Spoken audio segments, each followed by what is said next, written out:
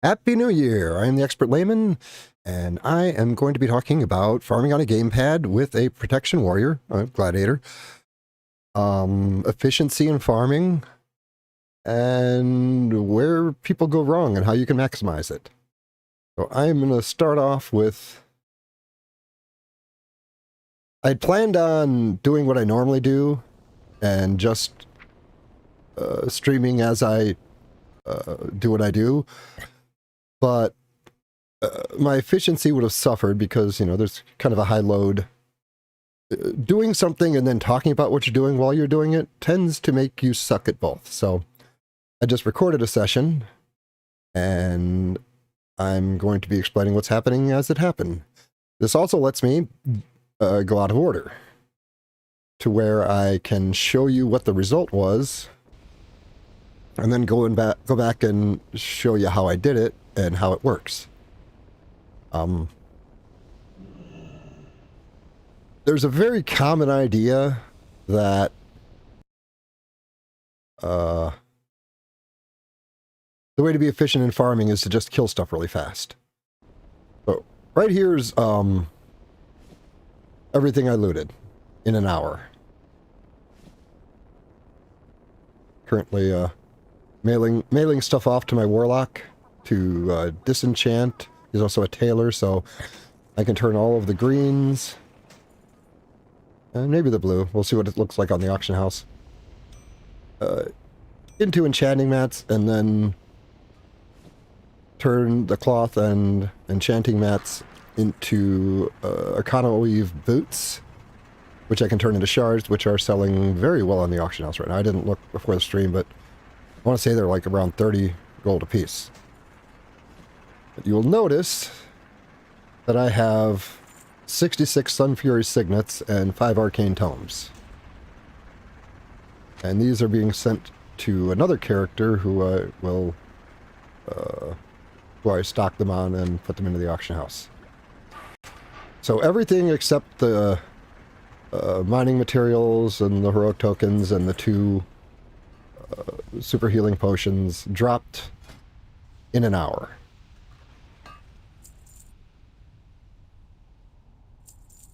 And I will come back to the end again and show you what I do with that.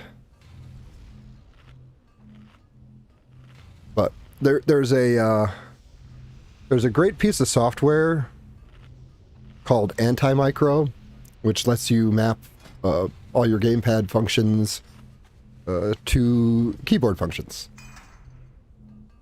Excuse me. And I found a way to get it on the screen, so it's actually really simple to use. You just launch it, and then you click on whatever button on the interface for whatever corresponds with your gamepad, and then you have it do a key command whenever you hit that button. It's really easy to set up. The hard part is optimizing it for a particular character and training yourself to use it. Right now I'm buffing up. Probably drops somewhere around 10 gold worth of... I should check my stream. Around 10 gold of consumables, but when you're making like... I'm going to make like 50 more gold from having used them, so they pay for themselves and then some. Because when I do this without any consumables,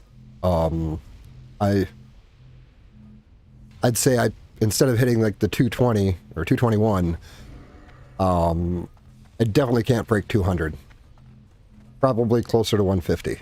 So they do make quite a difference. So it's definitely worth using them. And I tend to focus on agility, just because the dodge matters. Oh yeah, and when you're I usually don't have like the camera follow on. You need to get your pointer right basically on the back of your own head. It is more efficient to fight more at the same time because it increases your damage output, but the increase in your output is not linear, but the damage you take is. So yes, you'll do more damage fighting more things at the same time, but the linear increase of your damage taken outstrips your damage dealt. You don't do twice as much damage because you're fighting multiple things. So typically try to go single target until, but if your health is looking good, you can pull multiples and just kind of balance between the two. I am just checking to make sure that my stream is working at the moment. And it is. Cool. A big part of what makes the Gladiator spec work overall, and maybe I can switch to that here, is Blink Strike and Mongoose. They do not have internal cooldowns, and they have the same. Since Blink Strike is a 2.6 weapon and Mongoose is procking on a 2.6 weapon, they have the same proc rate, which is just shy of 5%. But those proc, anytime they say anytime you deal damage with a weapon, which is true. What I don't know if everybody considers is every target you deal damage to with an ability that requires a weapon to use has a chance, and it has a chance at each target. So cleave, like if there's 4 of them here and I were to whirlwind, and I generally don't do berserker stance just because the 10% increased damage is not worth the 3% crit. If I were to whirlwind, that would be 8 chances for both Blink Strike and Mongoose to proc. And I'll show you later, and I have a log for this farm I'm going to go through a little bit later. I had, in an hour, I had 151 Mongoose procs, and that's the lightning speed you see on the screen there. 151 Mongoose procs and 150, what do you call it, Blink Strike procs. So it is really significant, and this is really how I do good damage as protection running heroics. Because the Devastate, because of Unbridled Wrath and having enough hit rating that my offhand hits really consistently, even if I'm not taking any damage, if I just Devastate spam, I can maintain it and even gain enough rage to do cleaves or whirlwinds. But just hitting that Devastate every 1.5 seconds with a 5%, just short of 5% proc rate, means I get lots of Blink Strikes and I have like a crazy amount of uptime on Mongoose. I like this spot because not a lot of people come up here. You'll see mages come up and like pull a few and then go off and do something else. And think about efficiency. It'd be like a protection warrior farming. That sounds like the dumbest thing anybody's ever done. But the way that it works is what I'm doing right now, and that is cannibalize. I never have to eat. I mean, other than like I'll hit a food buff food, but I can restore my health in like 10 seconds of cannibalizing. And if I pop last stand before, well, first what I'll do is I'll put on my tank gear, which takes me up to like, well, with all these buffs, probably close to 13,000 health, and then I'll cannibalize, because cannibalize is based on your total health. But if I get, even if I'm down to like 15-20% health, if I put on my tank gear and pop last stand and then cannibalize, it'll basically bring me back to full when I go back into my DPS gear. So the downtime from eating or drinking, if you're a caster, is eliminated. That makes a huge difference. Another thing people don't consider is the time it takes to loot. I mean, if you're farming and you don't have auto loot turned on, you need to turn it on. You don't. That kills a lot of your time. Also, the benefit melee has. See, if I'd had a little more health here, I would have probably gone for that group over there. But they put this, and there's the captain over there too. They put a debuff on you that's basically like fiery weapon that procs every time for anybody swinging on you, so... Yeah, I wanted to grab the captain before it joined up with that other group. And the captain's no big deal since I'm not a caster. He puts a nasty debuff. It's only, I don't know, like 4 or 5 seconds. But if you're a caster, it reduces magical damage dealt by 75%.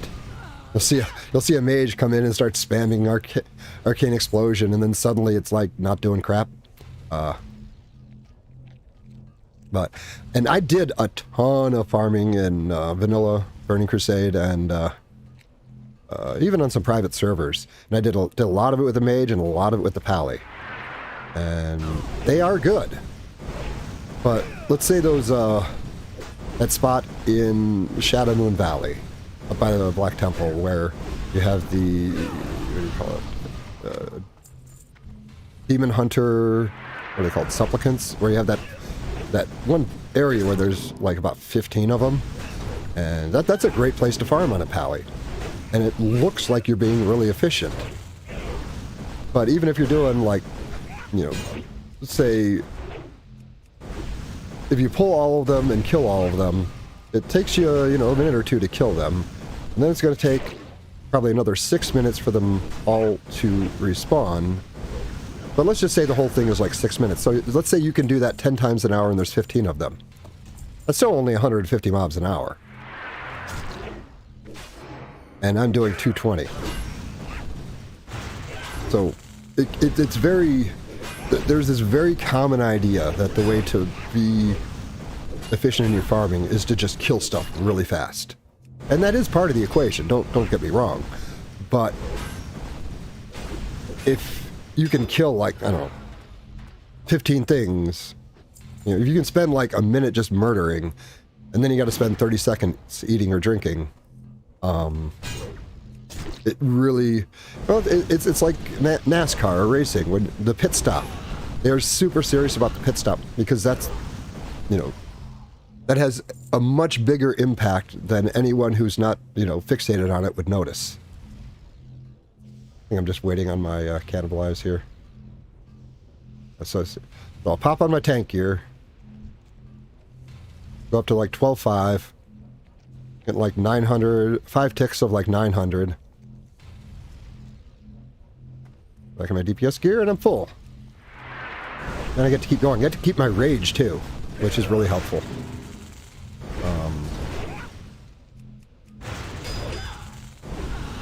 But having the gamepad helps a lot too, because tedium, like, and it's actually can be, you know, if you have like a physically demanding job that's kind of hard on your hands and wrists and arms, kind of like mine, that position you hold the mouse in can be hard on you.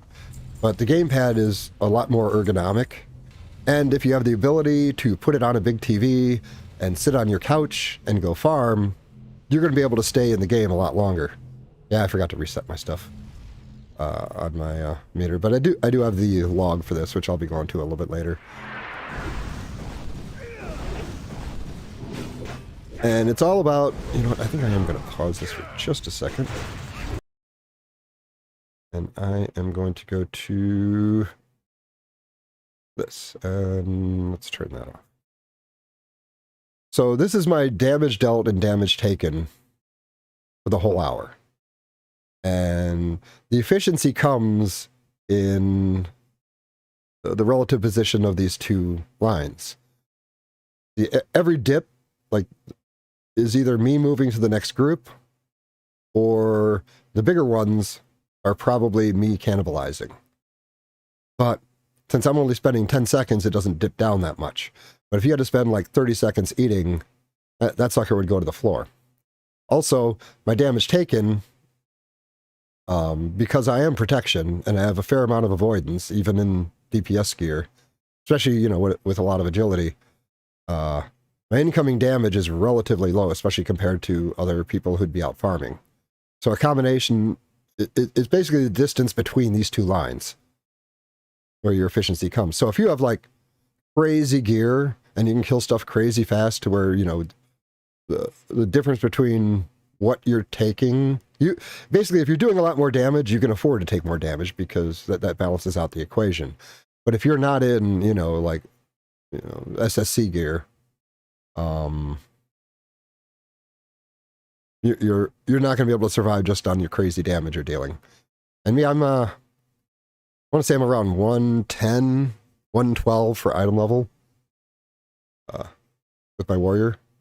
And here's the mongoose procs. The blink strike doesn't show up as a buff. I had to like dig in and create like a special filter so I could see it, and then it wouldn't give me a total, so I had to copy all the text off the page and plug it into a field on a website that'll tell you the number of occurrences of words. But when I did that, it was 150 blink strike procs, which is a significant amount of damage. Go back to... And to go back to the gamepad, also, you can get a better feel for what you're doing. You can be more intuitive. You understand, like what's off the global cooldown and what's on in a way that, you could definitely understand in other ways, but something about a gamepad gives you a more tactile feel for what's going on. And I used to, like, be hard on myself because I would, like, spam click stuff. But the mental load for calculating the exact time you need to hit something has a cost. And if you can just spam, you can use that the processing power on other things. And I used to interrupt them, but that beam doesn't do a whole lot. And it's better to just try to kill them. Yeah, I'm probably being a little bit more aggressive here because my last stand is up. That means that I can do a big heal. And getting them debuffed helps a lot too. I used to do this mostly in Berserker just because Whirlwind is awesome. But Thunderclap obviously doesn't do as much as Whirlwind. But staying in arm stance to where you don't take the increased 10% damage and getting a demoralizing shout and a thunderclap on them really does reduce incoming damage. And that red line, blue line thing that I was talking about earlier, it helps separate them a little bit more. Like what was it? The blue was damage?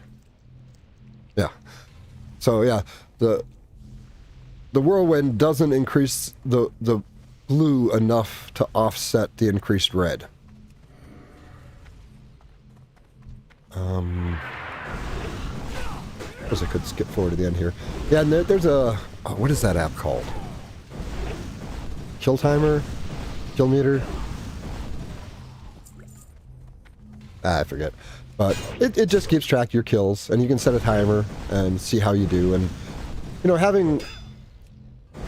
having something to challenge yourself with, like staying farming is about keeping yourself interested more than it is about anything else. And doing something tedious will get you bored, and then your efficiency drops, and then you don't want to be there, and then you end up failing. So part of the reason I do all the consumables is it's like it like commits me. It's like, well, I have to stay now. I've got like 10 golden consumables on me. But like having the kill timer, I think that's what it is. Lets you compare. So then I can come up here on my mage and see that I can't match my warrior. And my smite priest, who hits crazy hard considering his gear and has unlimited mana, can't quite match the warrior. Well, he probably could if I just like spent a lot of time working on it, but it's a lot more tedious. Just casting smite over and over again. Basically, calculating precast has like I was saying earlier, it has like a neurological load, whereas just like auto attacking and then hitting what you need when you need to hit it, at least for me, is a lot less thought intensive. And the other thing about having the gamepad and kind of being able to do things much more intuitively is it's a lot easier to consume other media while you're farming. Watching shows and stuff. The hard part is just getting everything bound where it works well for you. I guess, yesterday I went through and I'm like, I need to level my rogue, because I'm getting, about every other run here, I'll get a Corium lockbox in the mix. And I just kept sending to my rogue, who's like 33. And now I get to my rogue and he's got like 60 of them, 60 Corium lockboxes. And I'm like, I kind of need to level him. Like Christmas.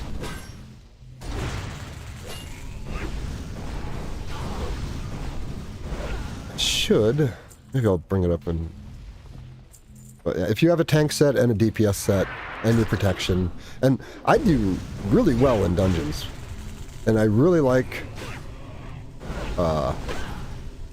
going in and DPSing heroics. And the last 3 Shattered Halls I did, I somehow pulled top damage. And there was no wipe run, so it wasn't like a clusterfuck. But the thing I really like about it is when things go sideways, I have options that other DPS don't. And yeah, I saw that I missed some loot.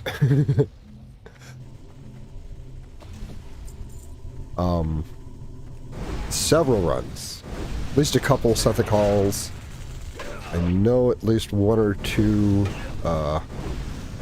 heroic ramps. Oh, that's not good. Why am I stuttering?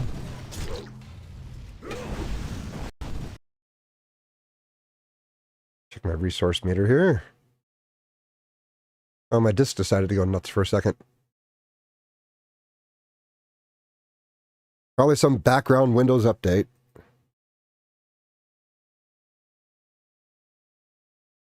Just let it do whatever it's going to do. But yeah, I can skip to the part where I show you what I do with everything. Cover the ending. Yeah, 44 seconds left. You can see my my buffs, my consumables expiring. But after this, I'm going to show you what I do with what drops.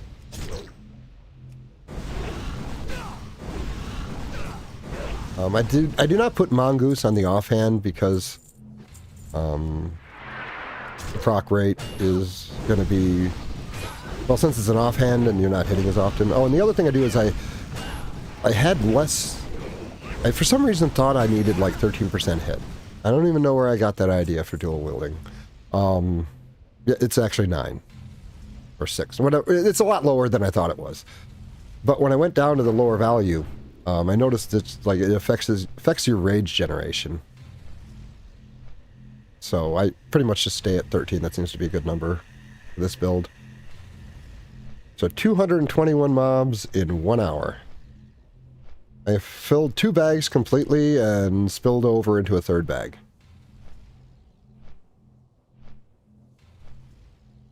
And total damage...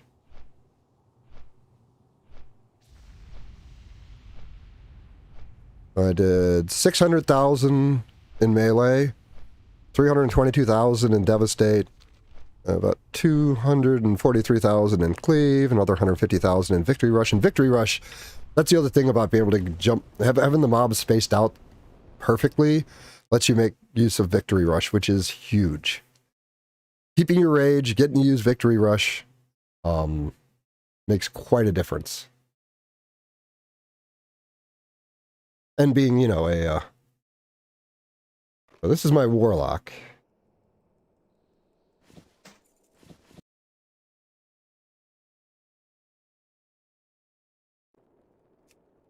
See if I can zoom this in a little more.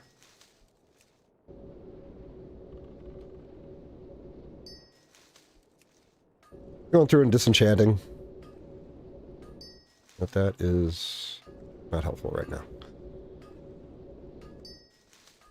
And typically I have enough cloth and enough enchanting mats that I can craft like 2 Arcana weave boots. And typically one of those greens, either the ones that, you know, I disenchant, that dropped and I disenchant, or the netherweave tunics I craft, typically I'll get 1 like bonus large prismatic out of that.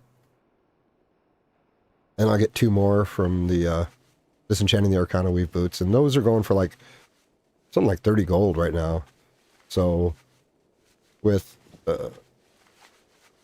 and the arcane tomes, they are a bit random. I've gotten as few as 4 in an hour, and I've gotten as many as 10. But 6 is pretty much typical. And those are going for like 20. So arcane tomes give about 120. Usually the Sun Fury signets are really consistent, and those are usually 65 to 70. So between the tomes and the Sun Fury signets, that's about 200. You add in the large prismatics, and that's closer to 300. And then just the cash drops and the vendorable stuff is probably another 30. And then, you know, you'll get blue drops like I had on this one, that Crystal Forge War Axe, and recipes. I had a mana potion injector recipe drop that I sold for, I say it was like 300 or 400 gold. Although those aren't, you know, those are a bit more random because they're a lower percentage. But when you're just killing this many mobs, you will get those really rare world drops with some consistency.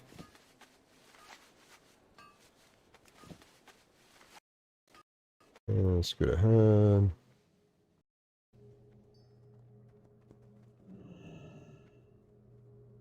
Then my mage was my bank tune until I started leveling him. And the Ogremar. Maybe put some stuff on the auction house.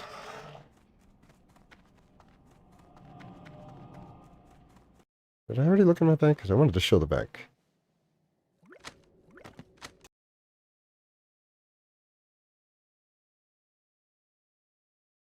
Oh, it's chopped off.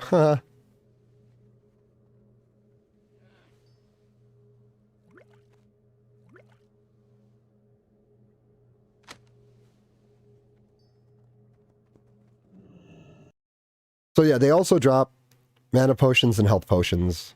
Like, I usually get about 4 or 5 with a roughly even split between them. Also, scrolls. And the agility scrolls tend to go for like almost 10 gold each, sometimes 10 gold. Strength between, I don't know, 5 and 8 gold each. And as you can see, I I have quite a bit of, because I've had as many as 100 arcane tomes, because I'll just sit on them and wait for the prices to drop, and then I'll put them up at like 200 signets, stacks, and they will sell. I believe there was one more thing.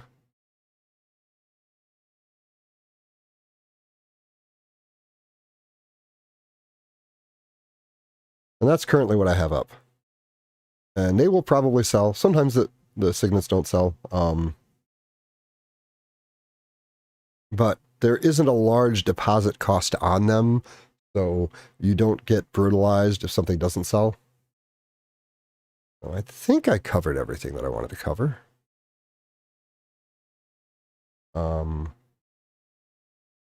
Yeah, cool.